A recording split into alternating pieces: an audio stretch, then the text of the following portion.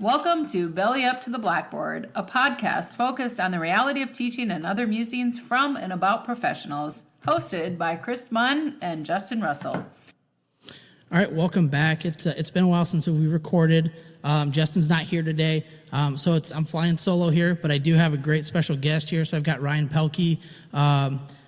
Ryan, the first thing you've heard the podcast before. The first thing we always do is we pop the champagne bottle. And if you're drinking, you are. If you're not, you're not. I've got a Smithwick's here hidden behind this Nebraska koozie. I hope you don't get offended by my Nebraska fandom. No, I'm good. I'm good with that. I'm rocking a PBR. You know, I don't, like I said, I don't fool around. Get it done. Old school. I love it. I love it. So let's go ahead and get started. Let's talk a little bit about yourself. So what is your background? What led you into teaching? Is that where you're at right now still? Or how has that changed? So this is my 25th year in education overall. I got involved in education because of the people that I grew up with in upstate New York. My teachers, my principals, my coaches, those people were larger than life to me. They were my mentors. They were people that I looked up to and people that, I saw that I wanted to be when I grew up. So I taught health and PE for about 23 years, give or take a little bit, in North Carolina, Virginia, did a little private school in Pennsylvania. And currently I am an admin intern, which is like an assistant principal at the current school that I'm at. This is my first full year doing it. I've had a lot of experience before subbing in and helping out where I need to go. This is my future, without a doubt. I'm very excited to get involved in school administration while other people are like, that's not for me. I really feel like it's for me, and I feel like I can do a bigger and better job than I have in the past. Great. I appreciate that. I was in the same boat kind of as you I had great teachers in high school. There were some teachers where I didn't know what the class was I was taking. I just knew they were teaching it, so I was going to be there. And same thing with coaching. So I continue to coach now, different sport. It was football before, and then I got into track because I ran track as well when I was in high school. And I just love that part of it. So when you mentioned, moving into administration, for me, I've thought about it, but it's hard for me to step away from the classroom, as well as I know I wouldn't have time to coach as well. And I love doing both of those things. So kudos to you to being able to do that. That was one of my barriers, I guess you could say, if I ever wanted to be an administrator, was I love being in that classroom. And I've got a special ed class. So I've got a small group of kids that I feel like I can make a big impact on, as opposed to like 30 in a JED class. And what did you have? Because you had PE. What were your numbers? My class sizes are anywhere between like 25 and as high as like 60. But getting back to coaching, I was involved in coaching for a very long time outside before I was growing up. And I'm not going to give it up technically. This is something that was interesting this past year. I kind of coached for my wrestling team, came in for a couple matches. And so I figured out I coached in the 80s, the 90s, the zeros, the 10s, and the 20s. And God help me, I'm going to be back in the 30s, going back and coaching a little bit, because it's an accomplishment. It's a big accomplishment. A lot of the stuff's in middle school, but, I did have some high school experience. I even coached tennis. I do miss coaching, but at the same time, I see a bigger picture. And everything that I did as a coach is all about what we're doing now as an administrator, coaching and looking for instructional leadership, how to get the best out of your teachers and how to, really coach them up to the point where this is the tools that you're going to have. This is how we're going to rock it out. And this is, as a coach, I'm going to get you that next level. Yeah. And there are a lot of things in the coaching realm that translate really great into teaching. And like you said, you're kind of at that, if you think about a pyramid of like influence, I guess, I'm kind of towards the bottom I've got the kids under me there influencing them, but you're able to get up there higher you're hitting the teachers, then that's going to trickle down. So you're making a bigger impact, I would say, too, because you've got a broader range of people that you're working with. I always run at a fast pace. I have to credit that to my dad. I mean, when he was coaching, he was always 2 or 3 innings ahead of everybody else. knowing how the pieces fit together. And he couldn't talk about the present, but he sure knew what was going to happen a couple innings later.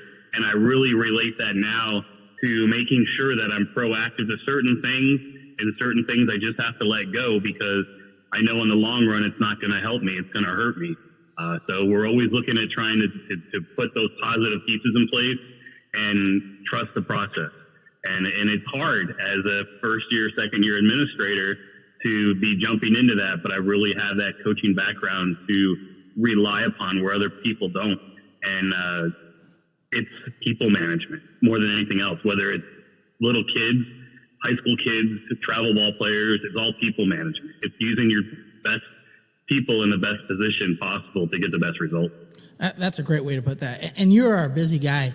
You're also an accomplished author too. So I picked up the book here. I read through it. It's a great book. And I'll tell you what, I got a preteen, and then I got a boy, and then a 9-year-old daughter. And wow, that's pretty accurate right there. So can you tell us a little bit about that? And what gave you the idea to write it from the point of view that you did? During the pandemic, I was always, before pandemic and I was always like, I'm going to write a book. I want to leave my mark on something. And my nephew and my brother-in-law used to live with us in our household. And my nephew kind of grew up with us. And he gets embarrassed now. He's in 7th grade, knowing that I wrote a book about him. But his dad used to always say, Nick, if you don't stop listening, your ears are going to fall off. And I kind of related it to things that, it's like a flower. If you don't water a flower, the leaves are going to fall off and die. So I kind of went through that lens and took a story on how important listening skills are, but it's not really your ears that you listen with. And he finds out in the book that he loses his ears, but he learns to listen because he takes the time to sit face to face with people, write things down, and actually slow his roll more than anything else, and understand that there's other people involved in the world, just not him. And I think it's important for people to understand that with listening skills, you get caught up with everything else, but it's one of the most important things to be an active listener, to have those conversations where, and we're dealing with it right now in school, because one of the big things that really helps us in school is sentence starters. Our middle schoolers don't know how to talk to each other. So if they present something, our middle schoolers look at each other and go, ooh, that was good. But we really need to listen and ask why they said the way they needed to say. And so I've used my book for a couple classes. I've used my book for summer school and things that I've taught and been an administrator of. But it's about taking the moment to really see that there's more to life than you. And for middle school kids, it's awful hard. Teenagers are very self-centered. Well, go ahead. Oh, I was just going to say, yeah, especially when they start getting that phone. I know that was a big part of that book where, he's in that phone the whole time. And I can see that with my son sometimes too, is that it's like, stop, put the phone down. You don't need it 100% of the time because you're missing things. So yeah, that was, like I said, that was really 100%. Yeah, I felt like I could have changed the name in the book a couple of those times to my son's name. When we talk about not being able to communicate with each other, one thing, and this is just my theory, is that they text each other, and it's very short, and they don't know how. And then you see that in writing as well, that they don't know how to write, words correctly, or put together full sentences. It's not, and they always say, "Well, that's not what I meant. That's not what I meant." But when you look at it on paper, it's taking what it's in their head and being able to express it outwardly. We lost a lot of that social skill wise during the pandemic. And that's one of the things that we're trying to pull out of kids now, where my school is, that, having these conversations are important because it's soft skills going on to the future. When you go to job interviews, when you go to work at a job, you got to learn to collaborate with each other. You have to learn, you're not just going to text each other the job on a job project. You're actually going to have to sit down at a table and work with each other. And if we can get the soft skills down now, the smarts are there. We didn't have any learning loss during the pandemic. The kids just refused to work because they weren't told to. They weren't made to. But we lost the soft skills. We lost how to be nice to each other, how to work with each other, and how to get to that next level. That's where we're struggling. And I think that schools, this SEL learning is not focusing enough on that. It's not focusing on the fact that these kids are like just lost emotionally, and there's so many mental health issues. The students can't learn if they don't feel safe, whether it's because the schools don't feel safe psychologically, or due to school shootings and things like that. But if they don't feel safe, same with teachers. Teachers won't teach if they don't feel safe, that psychological safety environment. So we have to make sure that we're taking care of everybody for everyone to thrive. And I agree.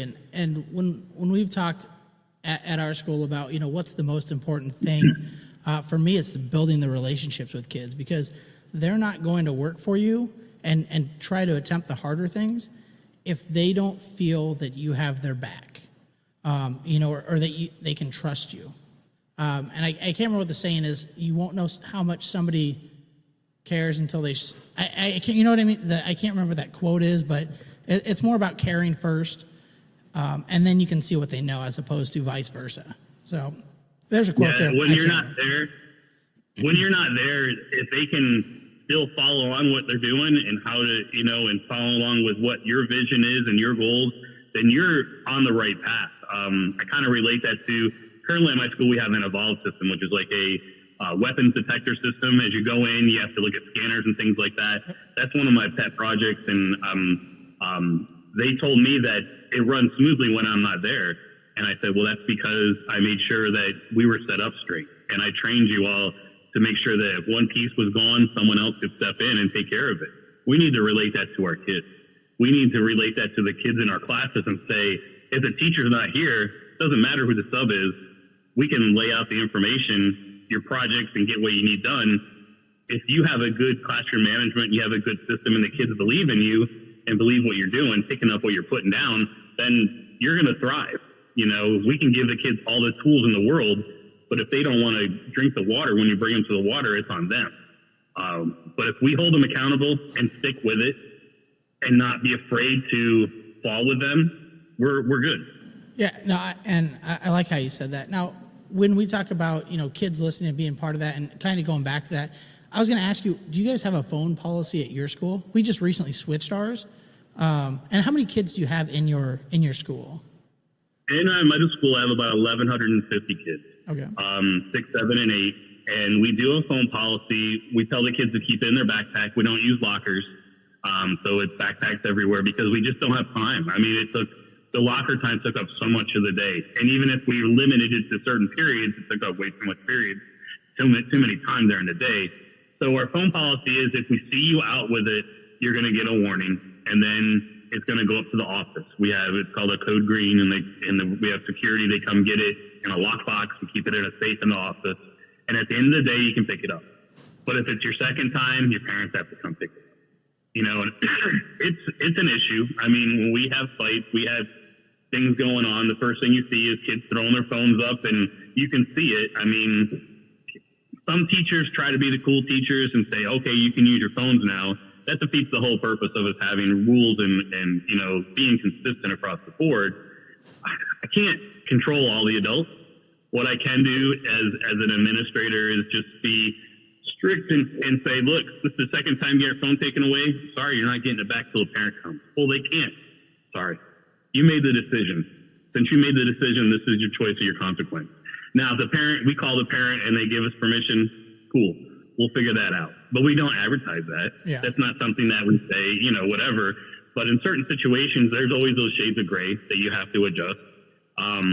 But you also have to be, that guy Joe Clark from Lean On Me, when I was in college, I got to have dinner with him. He spoke at our college at Lock Haven University. And when I was out to dinner with him, he said, fair, firm, and consistent. And man, those 3 words have stuck in my brain since 1995.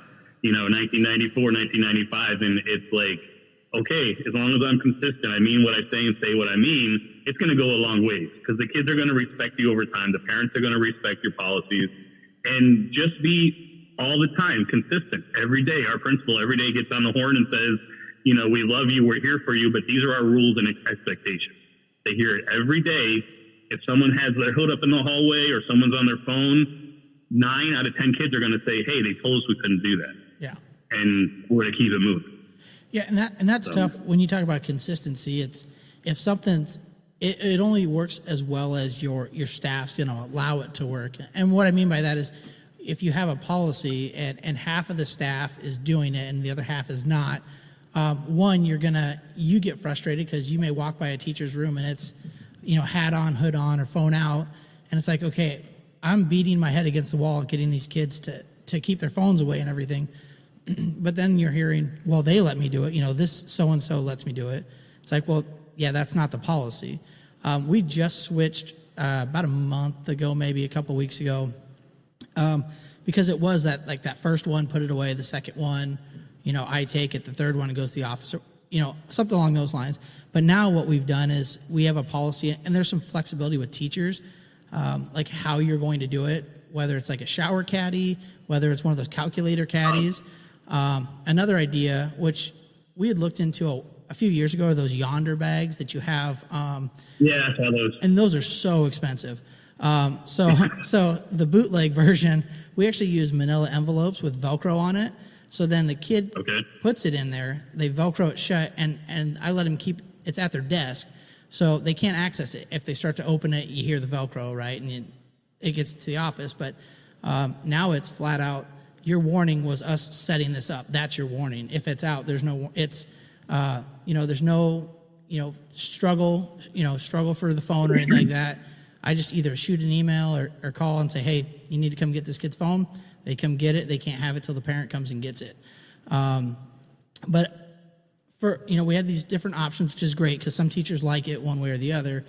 I like this because the kid, I'm like, you still have your phone there. You can pet the bag if you want to, if you're struggling with, relinquishing it. But fear of missing out. Yeah. Oh, yeah, exactly. So it's worked well for me. Kids are even, there was one period I was busy doing something and a kid asked me about it, because I didn't hand him out yet.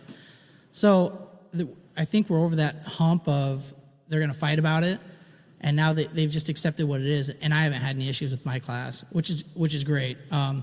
But yeah, it was just becoming too difficult with 2 to 3 times, or some teachers weren't doing it. So this is the policy. And this, if it's a problem, your parents can come talk to us. And we got, our principal did get phone calls, but so far for me, at least, it's worked pretty well. Yeah, we get a lot of kids saying, it's my property, you can't touch it. And then we call the parent, and the parent's like, oh, no, that's my property. Go ahead and do what you got to do with it. I deal with the same thing at home, and some of the other options we do is they have to turn it in at the beginning of the day. Yep. And then they can get it at the end of the day. We get to that point, then they know you put it on like a 2-week probation period where they can't have it at all during a day because it's too much of a distraction. And, the biggest struggle we have is the Instagram and the TikTok accounts where they're setting up accounts where they're making fun of people or they're fighting. And middle school, they're mean. Yeah, and no matter how many times I've blocked it and reported it and things like that, it just pops up. Someone else will pick it up, carry it on. Well, so you just have to go ahead. Teach kindness. We just need to teach kindness more than anything else. Yeah, because they're going to find one way or another to either be nice or be mean. So teaching that part of it, and here's where screens, and I know a lot of people have said this about the cyberbullying, things like that, is, when you and I were in school, if you had a problem with somebody, you would have to go say it to their face. So you maybe thought second, do I really want to say this, or am I just going to let it go? Because you're going to have probably a physical confrontation, possibly, if not just words. Yeah. But there's just such an ease because you're looking at a screen to send something. They're keyboard warriors too. Exactly. All these kids hide behind their keyboards, and we do. I don't know if you guys have Barks at your school. Bark is like a net nanny. So we'll get a bunch of alerts if kids there's certain words or certain phrases or certain things that'll trigger it, whether it's emails talking about suicide or drugs or gang activities or guns or weapons or anything like that. And they'll just talk so much crazy stuff against each other. And then when I put them in the same room, they can't talk because they don't have that barrier. They don't have that shield. And they don't know how to have conversations. Restorative practices is useless until we can get them to talk. Yeah. So as an administrator, I would love to do all sorts of restorative circles and kumbaya and everything like that, which we're trained to do. But if they don't want to talk, and they won't talk, because whenever I ask who did it or whatever, they're not going to snitch. That snitching culture has to stop too. And it's just a matter of time. It's not perfect, but again, it's building relationships, it's building trust, it's having a couple kids that buy into your system, and then hoping it starts trickling out over the next 3 years. I mean, I'm a sixth grade administrator right now. I hope to be carrying those kids for the next 3 years. That's my goal. So when they're in eighth grade, I've left an imprint on them that they're prepared for high school. You know, that they have the steps and they feel comfortable, that they'll have different teachers, but they'll know my expectations for 3 years. Parents will know my expectations for 3 years, and I'll grow with them. And that's my biggest heart thing is seeing the growth of my students over the last 25 years, seeing how they've grown into adults and how they have kids of their own. And so on a small scale, I can see a weird sixth grader grow into an eighth grader who's ready to go into high school and go on and make a big change. That's what makes me happy. That's when I know I've helped. And the key to that too is being there. And I don't know about at your school, but one of the things that I think kids struggle with is they don't know expectations from teachers because the turnover rate is so much. And I know when I was in school, there was a couple, changes in teaching, but those main teachers I built those relationships with. They were there for years and years. And it's hard for some of these kids that, they've been there longer than the teacher. They're there for 3 years and they've had four different there's four different teachers from classes or whatever it may be. But I think that turnover, you don't get to build that relationship that kids need. So I think that's some of that, just teachers, sticking it out. And there's many reasons why teachers leave the profession. And we're gonna jump down to a question, and then we'll come back to this because I do have questions for some young teachers, some advice you might have. But what are your thoughts that schools should be, just be academic based and no emotional based? It's got to have balance. As an administrator, everything is data. And that's something as an instruction leader that I'm really struggling with, because you can switch the data to any the way you want. I mean, some people will report their discipline. Some people will not report their discipline. Some people only report certain things, and it makes their school look great. So, data and academics is super important. I really feel like it's those soft skills. It's those life skills. It's got to be a mixture. I can't go one way or another. I really feel like we should be preparing our students to learn how to dress appropriately, sometimes professionally. I did a big tie drive about 6-7 years ago where I got ties for all my students, and it wasn't the tie, it was the people that came in, the community leaders that came in, put the tie over their neck and said, I wore a tie for the first time when I went to a job interview, when I worked at this store, or I had a funeral, or I had a wedding to go to, and it just made me feel good about myself. And I still have kids now that say they wear a tie they wore my tie to the first job interview, and that stuff makes it important. But, learning how to change a tie or write a checkbook, these life skills are needed for the rest of their life. Academics, to a point, you're not going to need to know history after a certain point. And I'm in charge of history at my school in social studies. I think it's important. I think it's great that they can regurgitate the information, but at what point is it really going to be useful? I really feel like we need to have not only the emotional support and the mental support, but we need to be teaching something that's relevant. The math skills are important, 100% relevant, because when you go to McDonald's and they're relying on whatever the machine tells them, what is that? That doesn't help. You have to be able to think on your feet. You have to be able to make change or whatever you're doing. So I really feel like it's got to be some academics, because we have to show what we're doing is important. If we got to show growth somehow. If our language arts scores are low to begin with, and we can creep up and go from 65 to 75%, it means that they're getting it. They're on the right path. Or we see where there's holes and how to fix them. That data is important. But at the same time, if we're so tunnel vision and all we think about is data, is all we think about is academics, and your kid better be passing all these classes or they're a failure, that doesn't tell the whole story of the kid. That doesn't tell the whole story of the teacher or the school, for that matter. I have 31 different languages spoken at my school. If we have low grades in certain areas, it might be because I don't have someone to teach in Arabic where my kids need it. So data is numbers. Academics are important. but I think that it's got to be a big mix of life skills, the academics, and then wrap it all together with a foundation that we're here to provide you as many tools as possible for you to succeed, whatever that is. We're going to teach you how to succeed. I've always learned to teach kids how to take a test. That's how to relax and prepare for your day, or how to get through certain tough times is needed. A lot of these kids don't get it at home. So it's up to schools to kind of step in sometimes and do that social emotional learning as well. Yeah. Coping skills. And like you said, there's a tipping point or a fine line, because you can't go all emotional, because they do need that academic. No. And you can't go all academic because, like you said, some kids don't know how to react to negativity or to failure. And I know I had to deal with this with some of my kids in my class, is that we have 6 credits for math that they need to do. Well, algebra, geometry, and then it was stated it was algebra 2, which, okay, it looks like it froze. Are you still there? Yeah, it's frozen, but it's still there. Oh, there we go. We're good. And it was algebra 2, and I'm like, I had to talk to administration, and we had a turnover administration, last year. But for me, and I don't want to say that my kids can't do it, but it doesn't make sense for my students to take algebra 2 when they're not going on to college. They are planning on going into construction, into the working world.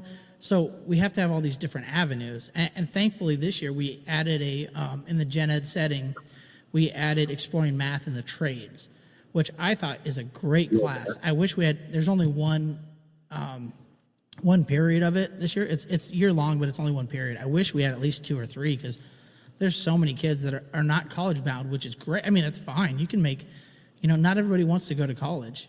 Some people want to go straight into the trades, or, they may have a family business, who knows?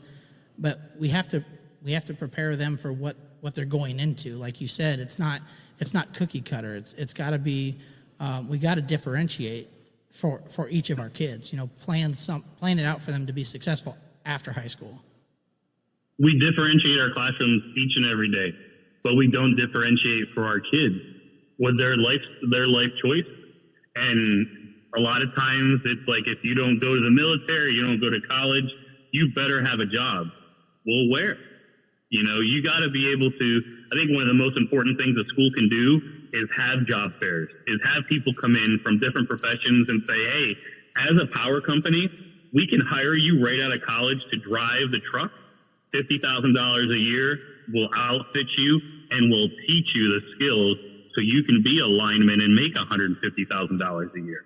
You got to set that tone in middle school and 8th grade, and then ease your way up and show as many different options as possible, because some of these kids might be like, man, this is for me, or if they like technology, they don't have to go to school for some of the technology. They can go ahead and change things around no matter what. Yeah. So there's a lot of different options. And if you don't tell them, they don't know. They just assume, okay, I'm going something tech, I got to go to college for 4 years. But you can work, start low or whatever it may be, or start into a trade school and then get into there. It doesn't have to be college bound for 4 years and then get into the tech industry.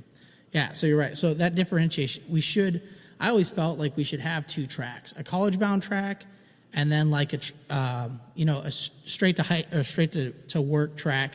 And you could jump tracks either way. But for myself, I went to college for marketing. My first semester, I had not planned on going, for education. And I took a macroeconomics class and realized how much I hated it. And I was thinking about the teachers I had, and man, I wish I could make an impact like they did. And, I'm even back at the same school I actually went to. So just being that person there for those kids. And I had to spend so much money, thousands of dollars, and then change my mind. So, like I said, some of these kids, they know they want to just go work or do a gap year, see if you like it. Yeah. And then, like you said, some businesses will pay for trade school. Well, again, it's providing the tools. It's saying, okay, well, it's okay not to know. I mean, I'm one of the few people, probably the same way. When I was like in 5th grade, I knew I wanted to be a PE teacher. And everyone's like, you're kind of weird. And I'm like, no, this is what I want to do. My PE teachers and my coaches were gods to me. They were like I looked up to them, and I had the utmost respect for them. and I wanted to do that. Not everyone's the same way. So I tell students now, I said, look, just get your stuff together, get your gear together, and know what you're going to do when you're leaving high school. Don't just say, well, I'll just figure it out. There's no figuring out. You got to have a plan in place. And the school's job is to make sure that your plan is put in somewhat of place. I tell my kids, I'll do 90% of the work right now in middle school. You got to come at least 10. And then it goes down to like 50-50 in the first beginning of high school. And then the paradigm switches as you get through junior and senior year. My daughter's a junior right now, and I see that she's putting in more work than her teachers are, and she's making a big deal about it. But I said, but they're preparing you. The hand holding is gone. Yep. And we're not holding hands anymore. It's not elementary school. So if we can at least get them to come to the table, we're going to be better off. Because I still have kids that say, nah, bro, I'm good. I'm not doing any work. We got to change that. Well, I taught at the middle school for a couple of years in our district. I was at the high school.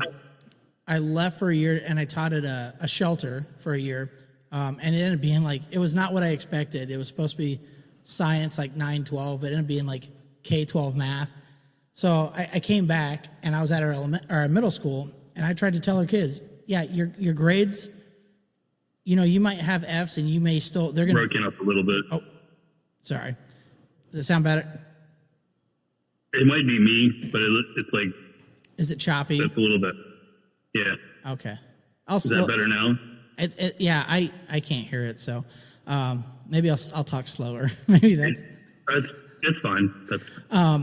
But I would tell the kids in middle school, I've taught at the high school. I understand that like you don't get credit technically for your grades right now, but if you don't plan on working and getting the stuff done and passing, if you're lazy, and I don't know if I use the word lazy. At some point I probably did, but like if you don't put forth the effort to pass, when you get into high school and you have the same effort, you're going to fail, but you have to pass it to get your credit to graduate.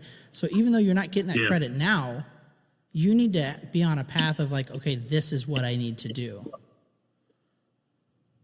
So I'm losing you. I'm sorry. It's choppy. No, it's okay. I'm going to try to put their Wi-Fi off. It might be my Wi-Fi. All right. Too many things stolen. Yeah.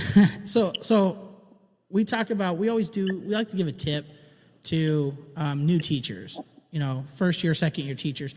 So what are some tips for some of those freshman, sophomore teachers and years of experience when it comes to finding a balance of relationships, personal lives, student growth, navigating the bureaucracy of parents, because we have that, and then all those other things, those hats we wear as teachers. I know that was a lot to throw at you. Sorry. No, it's okay. So I have 2 brand new teachers, actually 3, and it's kind of a joy to be able to see that and to see how they're jumping right in. I've surrounded them with expert teachers, but they're also not afraid to ask questions. I think that's the big thing. You have a wealth of knowledge, and it doesn't have to be in your subject area. Oftentimes we take mentors and mentees and match it up depending if it's a math teacher and a math teacher. That's good to a point, but you have to have horizontal and vertical help. In middle school, if I know that my science teacher has been there for 20 years and they have great classroom management, I'm going to encourage my brand new social studies teacher to go sit in on their science teacher lesson, because they're going to see how they go about starting the lesson, ending the lesson. How do they deal with different things that come up? You want to lean on your seasoned teachers and not be afraid to ask questions. But when it comes to, the planning purposes within your subject area, horizontal and vertical planning are key. You have to be able to see what the older grades are doing and see how it ties into what you're doing. Because if you don't, as a 6th grade social studies teacher, you don't lay the proper framework out, it's not going to get there. We always say, well, they're not learning in my class because they didn't learn it last year. They didn't do it the year before. So you're going to have to find out what those key elements are. And that comes from conversations. That comes from those CLT meetings. We have ours every Thursday. And then we do a department meeting twice or 3 times a month, where I provide food and they're like happy because there's food there, random acts of pizza, and so they interact better. And we also include people from our central office, the movers and shakers that are helping create the curriculum. We invite them in whenever we have a question. We say, we have a question, come back in. And we're one of the few schools. Now I have a large school district where I am, 21 middle schools. So they said we're one of the few that come in and ask questions and are not afraid to have our young teachers step up and say, hey, I have an idea, or do you think this will work? You have to provide good classroom management strategies, professional development. You have to be able to say, it's okay to fail. I observed one of my new teachers, and it was a total disaster. It was 15 minutes of a disaster. I looked at it, I took the paper, and I was looking at it for a while, and I went, let's try it again tomorrow. All right, it's okay. And she looked at me, and she had tears in her eyes, and she goes, you just did that? I'm like, yeah, we'll try again tomorrow. I'll come in and we'll take another look tomorrow, and then we'll figure it out. You have to be able to say that it's okay to fail. And you have to, and I've talked about this with you before, that teacher mental health is so important to me. I want my teachers to feel comfortable to teach. So if they need to use the bathroom during the day, I don't want to hear that they can't go. Text me. They all have my cell phone. Hey, can you come down here for 5 minutes? I got to go. Okay, fine. I'll teach your class for 10, 15 minutes. I got no problem with that. If I'm not in the middle of a meeting or doing something else, I got you. And if I can build a relationship with them, they're going to feel more comfortable. They're going to feel more excited to do activities, and they're not going to be afraid to ask questions and say, why is this happening, or what can we do here? Or if I say, these are my expectations, you give them a why behind it. And as new teachers, if they understand the why behind it, I think they're going to go work a little bit harder, not just because I said, there's a reason behind the madness. Number one, you got to trust me. But number two, you're going to trust me because at the end, you're going to see that pot of gold. You're going to see that the end result. And I have none of the answers.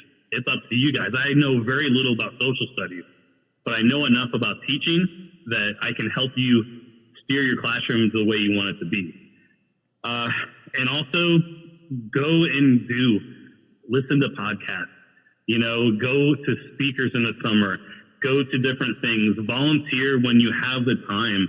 That's that work-life balance that I know we want to talk about, but don't be afraid to surround yourself with like-minded professionals. One of the biggest positives that I got out of the pandemic was I found my voice. I did start doing podcasts because I felt like I wasn't just a PE teacher.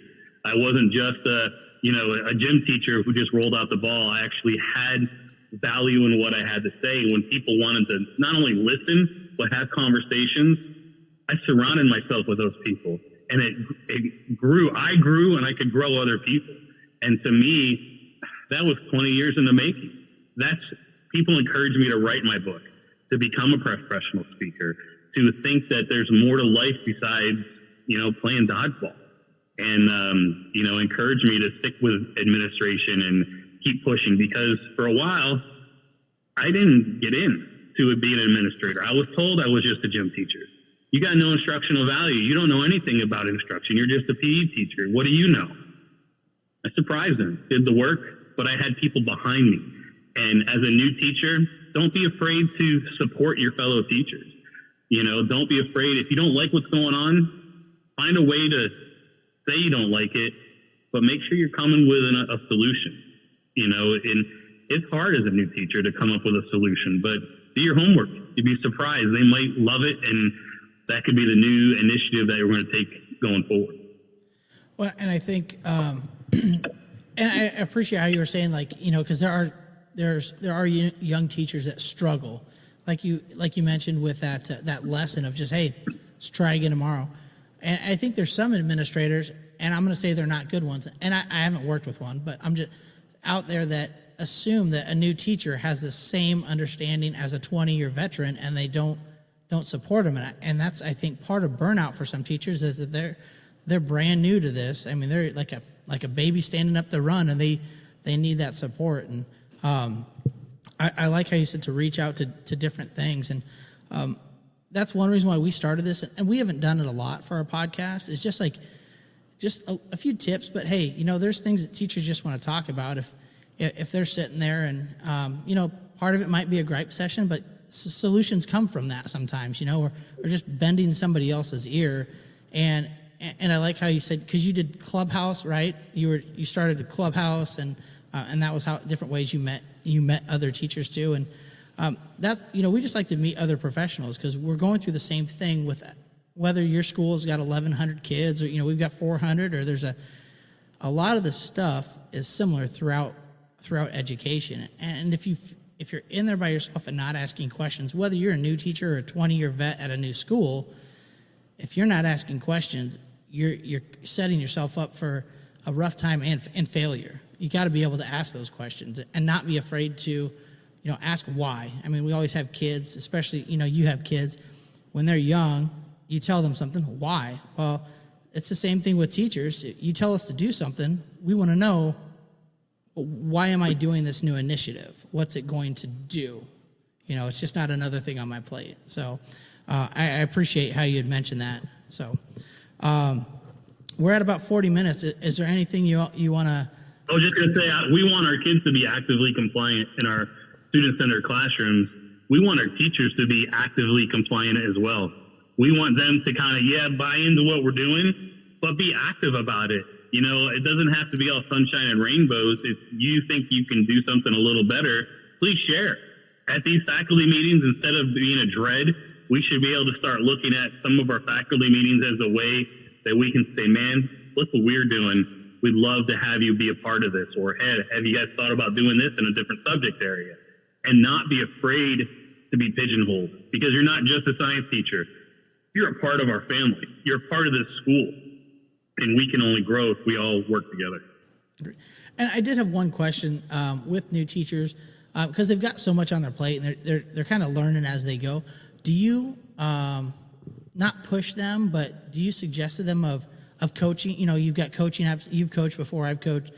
Do you suggest to new teachers that, hey, another way to get into the district or kind of meet kids or work with kids is coaching, or do you would rather have them focus on the classroom itself and then eventually get into coaching? I think for new teachers, the best way that they can get through things and deal with that work-life balance, or even working with just the craziness in the classrooms, is focus on one thing at a time. We're doing the 7 Steps book this year, where we're talking about increasing better classroom management, not accepting the words "I don't know" when kids say stuff in class. One of the smartest things that my principal has done is say, we have a lot of look-fors as an instructional leader. You want to see this going on in class, but guess what? We're only working on this one right here. We're working on sentence starters. We're working on the fact that, we're going to talk and learn to listen and talk. So out of the 7 steps, we're down to 1. And that's okay. We're going to focus on the 1, because if we can get the 1 down, the rest are going to be easier to do. And as a teacher, you work to your strengths, and that your weaknesses, you're going to have to ask other people to come in. We encourage our teachers to do mini instructional rounds. The new teachers, go visit the math class. Why? I'm a social studies teacher. Just go visit the math class. Same kids, see how they're doing with them. If you're struggling with this, maybe these kids aren't sitting together. Maybe she put them apart for a reason. Or maybe her classroom is set up a little bit different because she has a rhyme and reason behind the madness. And not only that, but it creates a community. So it's just not caught in pods, or you're not just all the first year teachers and then seasoned teachers. It ups the games of the seasoned teachers as well, because they're, someone's in my classroom, I better, figure it out. But we don't want that dog and pony. We want to be able to, know that I rely on my seasoned teachers, whether it's teacher leadership things, or whether it's like, hey, can you handle this situation in this classroom for me? Just pop in and see what you see and let me know. Giving them a little bit of power and giving them a little bit of say for the seasoned teachers are going to help build those relationships, because they're going to say, wow, you're doing some cool things in your classroom, but I bet you I can make it better. I don't have all the answers, but man, I've been around and I've seen some ways that you can tweak it. And those tweaks are what the new teachers need. And if I can do something to take the load off A new teacher, you know, as a new teacher, you're especially moving to a new area, you're finding a place to live, you're dealing with everything else, and then going to work on top of that. If I can cut down on something and make it more streamlined for you and not volunteer you for 10,000 different things and say, this is what you're focused on, let's do this, that'll help. You know, they'll get to the point where they're itching to do other things because they're going to see, man, I bet you I could run a club here. I bet you I could coach a team, you know, but, you know, just kind of put the reins on them at first, and it's for their benefit.